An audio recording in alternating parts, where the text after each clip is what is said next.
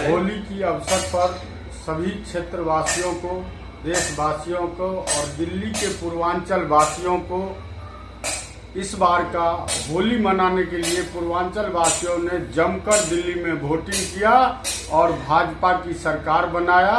इसके लिए सभी पूर्वांचल वासियों को हार्दिक शुभकामनाएं।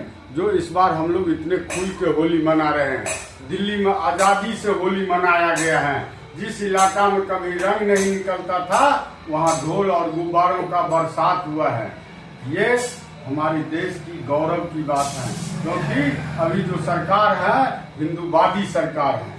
और सबसे हमारा लोकप्रिय सांसद आदरणीय मनोज तिवारी जी को मैं धन्यवाद करना चाहता हूं, जो उन्होंने लोकसभा पार्लियामेंट में आवाज उठाए हैं, जो पूर्वांचल का नाम से यहाँ भवन बनाया जाए।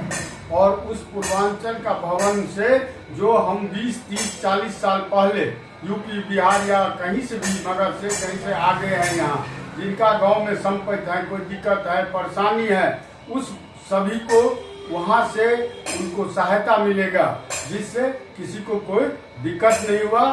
तो होली दिल्ली जीतने के साथ मनाए और बिहार हम जीतने के बाद दीपावली वहाँ जाके राम जानकी मंदिर, सीता मैया के मंदिर को जाकर मनाएंगे। भारत माता की जय।